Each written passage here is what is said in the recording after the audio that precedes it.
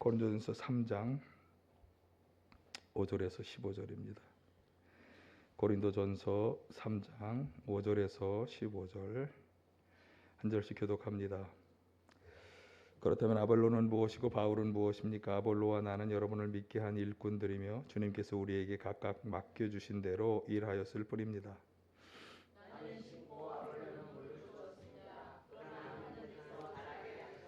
그러므로 심는 사람이나 물 주는 사람은 아무것도 아니요 자라게 하시는 분은 하나님이십니다.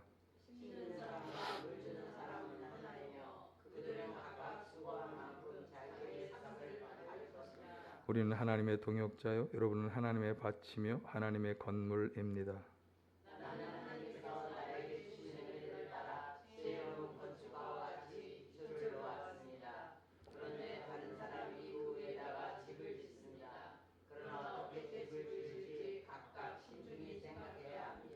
아무도 이미 놓은 기초이신 예수 그리스도밖에 또 다른 기초를 놓을 수 없습니다.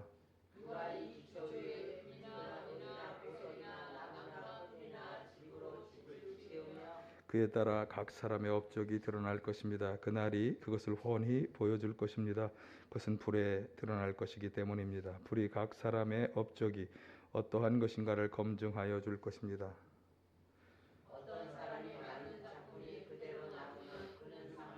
계속합니다. 어떤 사람의 작품이 타버리면 그는 손해를 볼 것입니다. 그러나 그 사람은 구원을 받을 것이지만 불속을 헤치고 나오듯 할 것입니다. 아멘. 할렐루야. 오늘은 교회 절기상 대강절 4주를 맞이하면서 또 예수님의 탄생을 기뻐하고 축하하는 성탄절을 지나가는 그런 주간입니다. 그런데 또 한편으로는 2025년을 우리가 준비하면서 행정적으로 재정적으로 2024년을 결산하는 당회, 구역회 모임을 오늘 가지게 됩니다. 저는 항상 당회가 있는 주일 예배 때 다음 해에 함께 한 마음으로 우리가 나아가야 할 신앙의 목표, 새해 교회의 표어를 발표하고 나누는 시간을 가져왔어요. 그래서 오늘도 절기에 따른 말씀 대신에 새해 신앙 표어를 함께 나누고자 합니다. 이미 주보에 나와 있고 또 앞 현수막에도 나와 있는데 2025년 신앙의 목표이자 교회 표어는 하나님과 동역하라입니다. 함께 보실까요? 하나님과 동역하라. 그런데 사실 이 주제는 오늘날과 같이 참 어렵고 힘들고 살아남는 것조차 불확실한 시대에 좀 어울리지 않는다라고 하는 생각을 들게 하는 그런 주제이기도 합니다. 우리는 지금 살아남기 위해서 전력을 다해 노력하고 있기 때문에 그렇습니다. 살아남는 것도 힘든데 목사님 또 뭘 이렇게 하라고 하십니까? 이렇게 생각할 수 있는데요. 그렇지만 또한 마태복음 6장 31에서 33절을 기억해야 합니다. 한번 보실까요? 그러므로 무엇을 먹을까, 무엇을 마실까, 무엇을 입을까 하고 걱정하지 말아라. 이 모든 것은 모두 이방 사람들이 구하는 것이요 너희의 하늘 아버지께서는 이 모든 것이 너희에게 필요하다는 것을 아신다. 너희는 먼저 하나님의 나라와 하나님의 의를 구하여라. 그리하면 이 모든 것을 너희에게 더하여 주실 것이다. 우리 삶에 많은 걱정거리가 있지만 먼저 하나님의 나라와 그 일을 위해서 더욱 분발하며 열심히 나아갈 때 말씀처럼 우리의 필요를 다 아시는 하나님께서 우리를 외면하지 않으시고 이 모든 필요에 적절한 은혜를 더하여 주실 줄 믿습니다. 필요하고 요청되는 일은 그래서 우리가 먼저 하나님이 원하시는 일이 무엇인가를 깨닫고 거기에 응답하는 일입니다. 2025년도에는 바로 이 일에 함께 하시기를 간절히 초청합니다.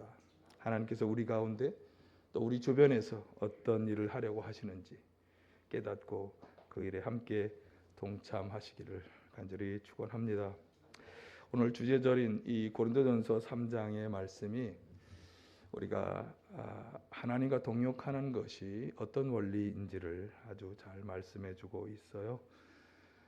그것을 함께 생각해 보려고 하고요. 이 표를 가지고 구체적으로 무엇을 실천해야 할 것인가, 이것은 이제 내년도의 초에 다시 살펴보도록 하겠습니다. 자, 오늘 본문이 포함된 이 3장은 여러분의 성경에서도 3장 위에 보면 부제 제목이 붙어 있죠. 하나님의 동역자들이라고 하는 제목을, 아마 이거는 성경 자체 말씀이 아니라 성경을 구성하는 사람들이 붙여놓은 제목인데, 그러니까 하나님의 동역자에 관한 아주 큰 주제를 가진 단락이에요. 자, 그 중에서 오늘 우리가 본문으로 보는 것은 5절에서 15절만을 따로 뗀 것인데, 이 단락은 바울 사도가 하려고 하는 말씀이 나오고 있어서 그렇습니다. 자, 그런데 이 5절에서 15절의 말씀을 설명하기 위해서 아주 중요한 주제 하나가 그 전에 고린도 교회의 분열된 형편을 이야기하면서 바울 사도가 말씀하고 있어요. 그래서 그걸 한번 먼저 보도록 하겠습니다. 3, 4절. 여러분은 아직도 육에 속한 사람들입니다. 여러분 가운데 시기와 싸움이 있으니 여러분은 육에 속한 사람이고 인간의 방식대로 살고 있는 것이 아닙니까? 어떤 사람은 나는 바울 편이다 또 하고, 또 다른 사람은 나는 아볼로 편이다 한다니 여러분은 육에 속한 사람이 아니고 무엇이겠습니까? 이건 고린도전서 1장에 나온 이야기를 다시 지금 반복하고 있는 거죠. 고린도전서 1장에 보면 사람들이 나는 뭐 게바파다, 나는 아볼로파다, 나는 그리스도파다 하면서 고린도 교회 사람들이 갈라져 있는 형편에 대한 이야기가 나와요. 바로 그것을 지적하고 있는 거죠. 그래서 여전히 성도들에게 시기와 싸움이 있고, 그래서 나는 바울 편이야, 나는 아볼로 편이다 하고 주장하는 것을 보니까 그들은 육에 속한 사람들이다, 육에 속한 사람들이 하는 일을 행하고 있는 것이다 라고 말씀하고 있습니다. 이 육에 속한 자라고 하는 표현은 그 반대로 영에 속한 사람을 이제 염두에 둔 말씀이에요. 그러니까 우리 그리스도인들은 원래 육에 속한 자가 아니라 영에 속한 자로 살아가야 하는데, 그런데 고린도 교회 성도들은 이전에 행하던 대로 여기 이 미움, 다툼, 시기, 질투 등의 일을 저지르며 죄악 가운데 살아가고 있기 때문에 영에 속한 사람이 되지 못하고 아직도 육에 속한 자로 살아가고 있다, 이렇게 말씀하는 것입니다. 그래서 지금 우리가 또 봉독한 그 이전에 1, 2절에 보면 이들을 바울 사도는 어린아이를 대함같이 하였다, 이렇게 말씀하고 있어요. 그러니까 신앙의 기초를 여전히 배워야 하는 상태.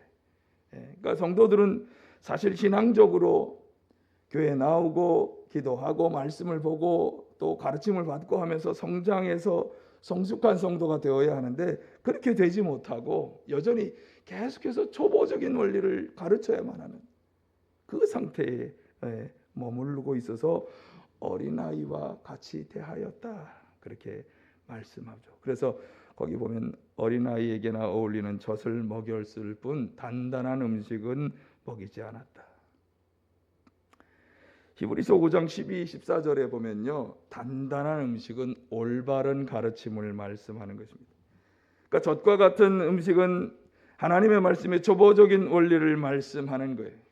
그러니까 성도들은 단단한 음식 같은 올바른 가르침을 당연히 소화할 수 있는 그런 성도로 성장하고 자라야 하는데, 그런데 여전히 초보적인 가르침만을 배우는 어린 아이의 단계에 머물러 있었다.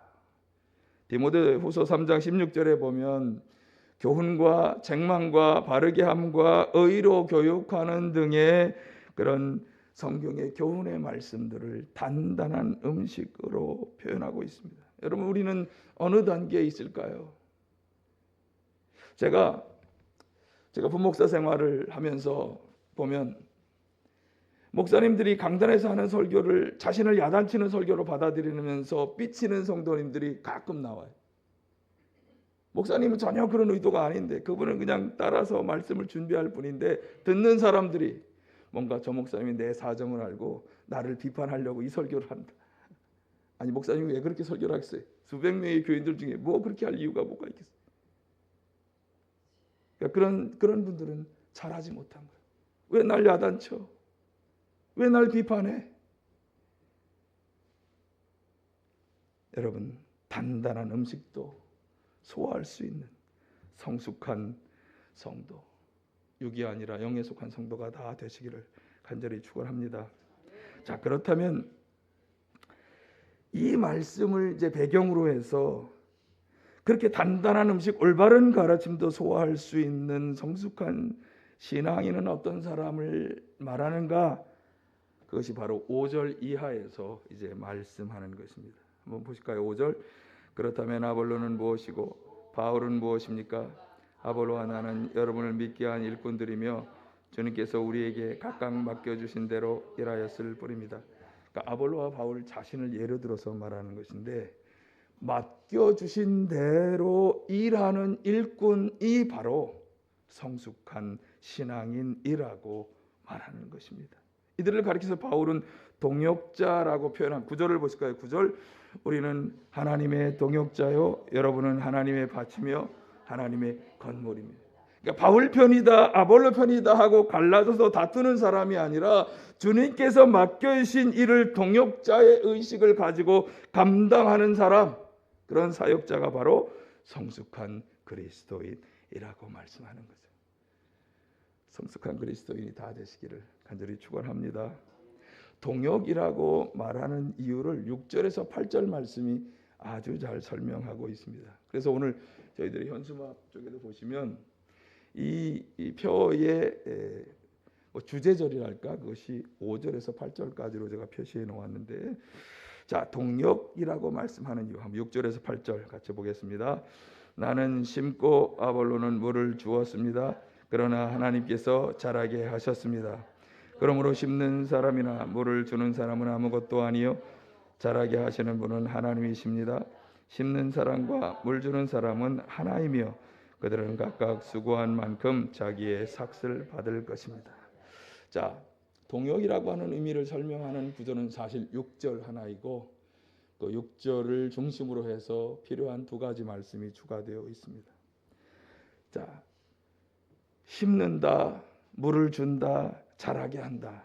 이 모든 일들은 사실 각각 다른 일처럼 보여지죠. 그래서 아볼로와 바울과 하나님께서 각각 그 일을 나누어 행하는 거예요. 그런데 그 일은 결국 하나의 일이라는 거죠. 어떤 일?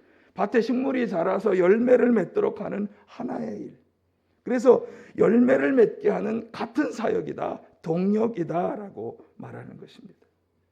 밭에 식물을 비유로 하는 이 말씀은요, 사실 하나님께서 바울이나 아볼로와 같은 사람들을 통해서 하나님이 원하시는 일을 이루시는 것을 말씀하는 거죠. 어떤 일일까요? 특별히 바울 사도나 아볼로가 힘써서 행하였던 복음 전파 사역에 관한 말씀으로 보면 되는 거죠.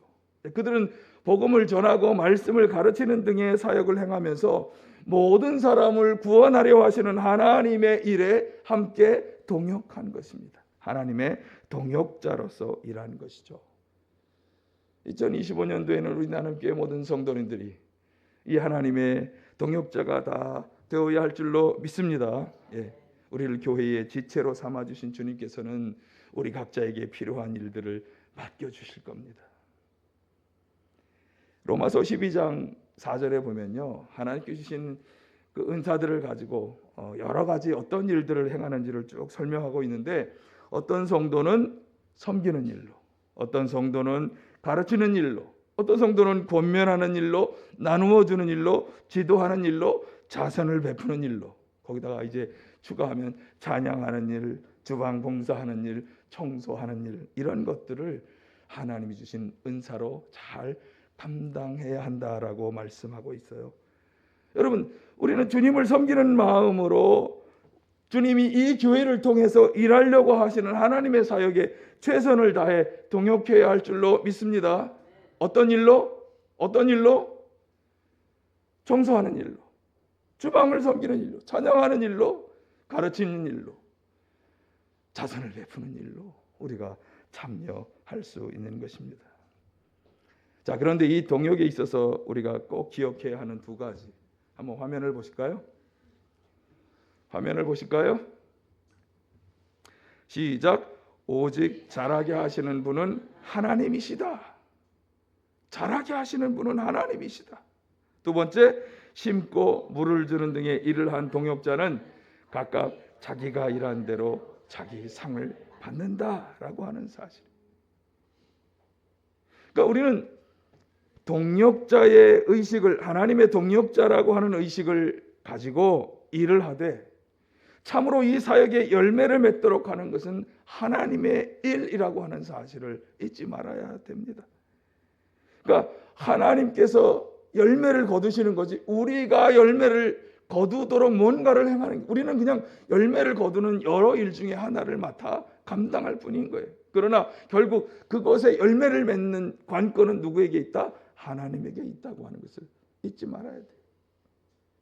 아니면 우리는 맨날 일해. 저한테 그러지 마세요. 하나님이 하신다니까요. 하나님이 하시는 거예요. 오직 자라서 열매를 맺는 일은 하나님이 하신다. 여러분, 우리는 그저 맡겨주신 일을 받은 은사대로 감당해야 할 줄로 믿습니다.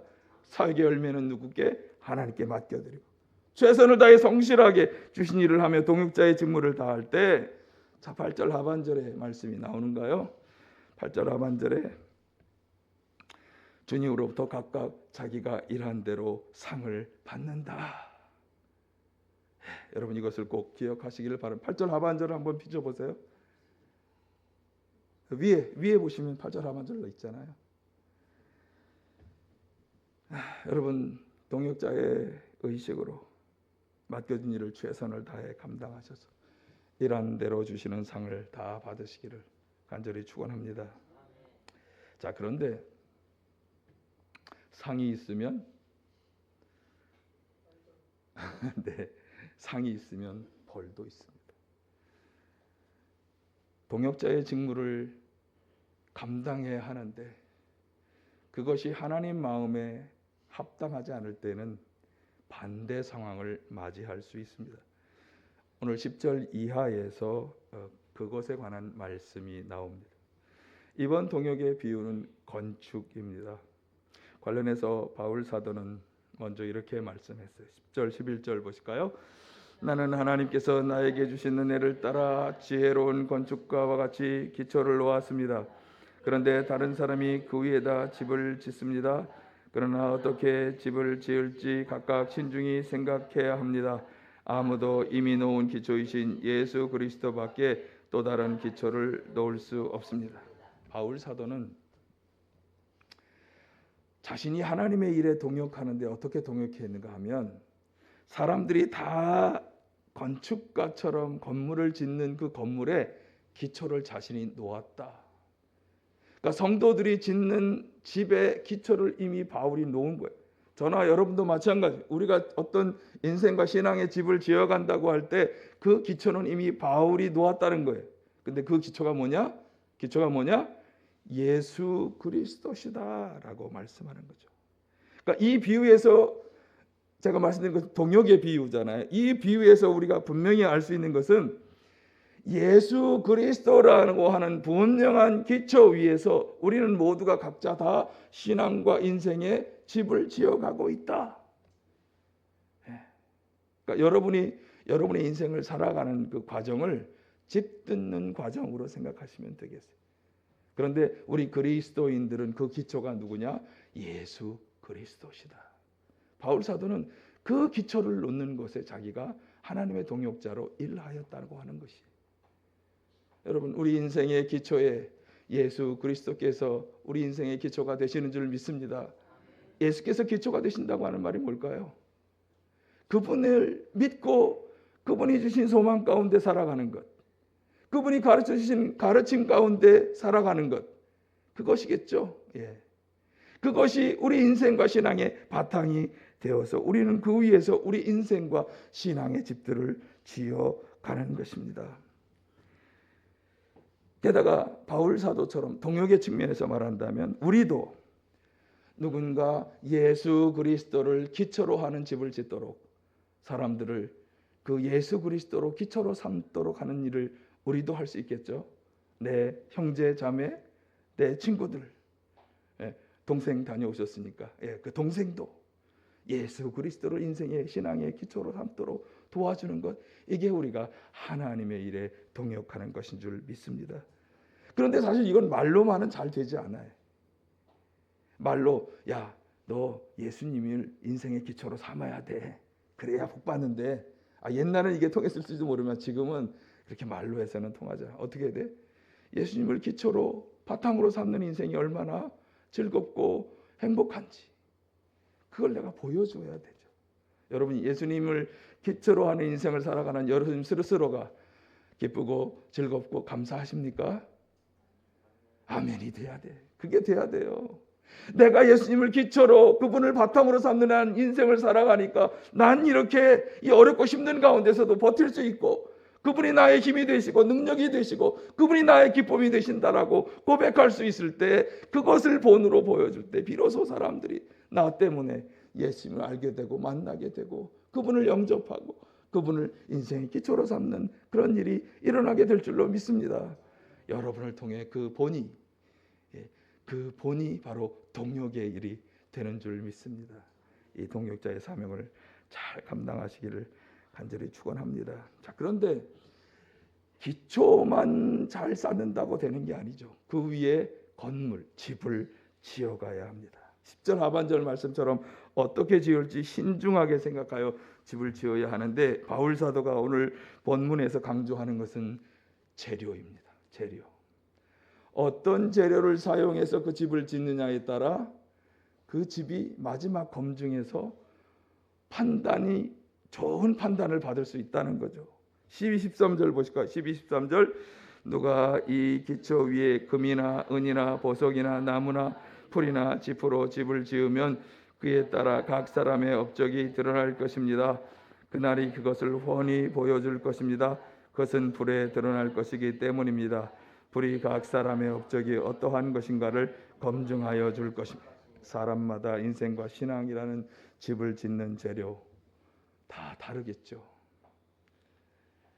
9절 말씀처럼 여기 보니까 금, 은, 보석으로도 지을 수 있고 또 나무, 풀, 집 같은 것으로도 지을 수 있다고 말합니다. 이것은 물질적인 가치를 말하는 것이 아니고요, 영적인 가치를 말하는 것입니다.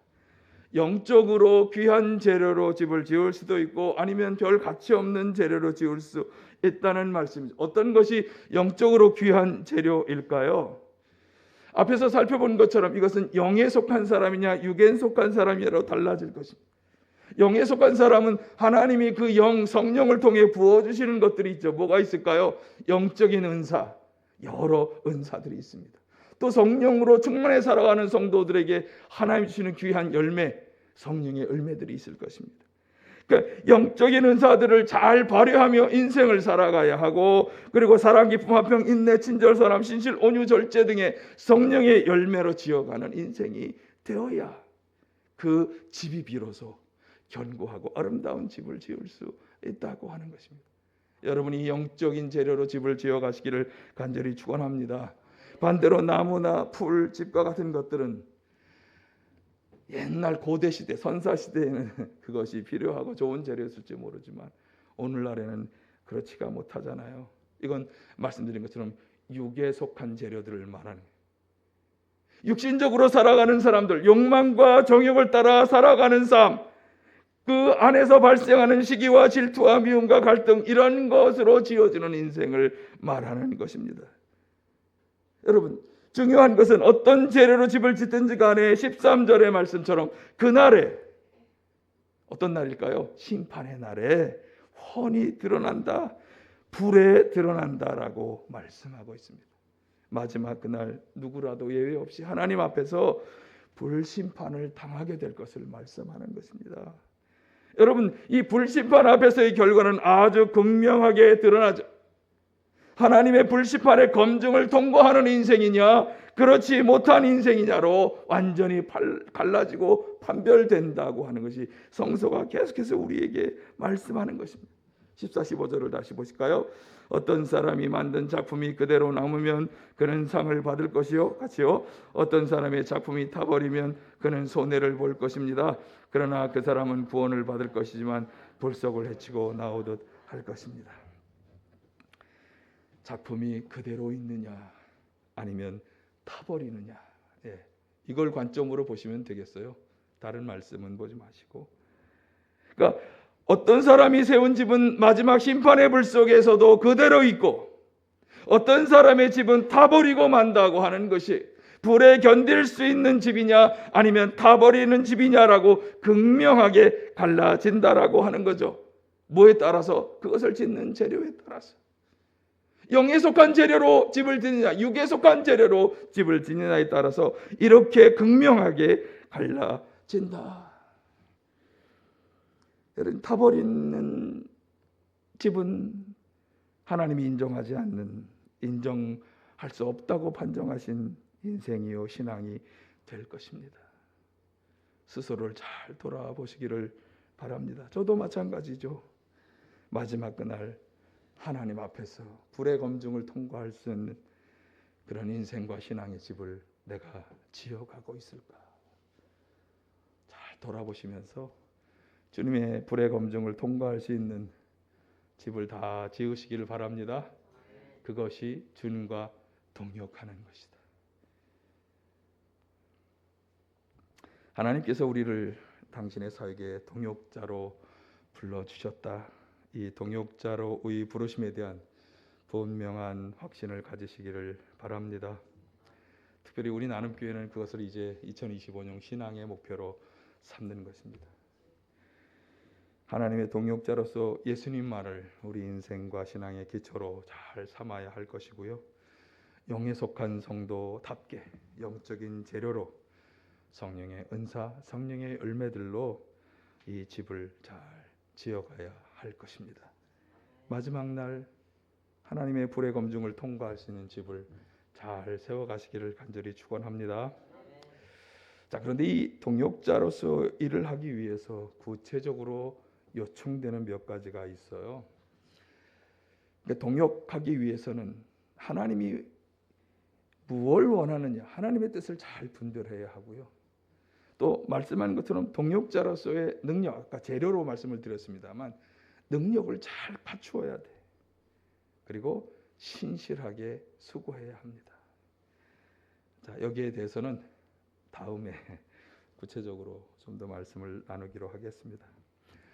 자, 2025년도 하나님이 우리를 동역자로 불러주셨다. 이 동역자의 사명을 가지고 우리에게 맡겨주신 일을 최선을 다해 잘 감당하는 우리 모두가 다 되시기를 간절히 축원합니다. 사랑의 아버지 하나님,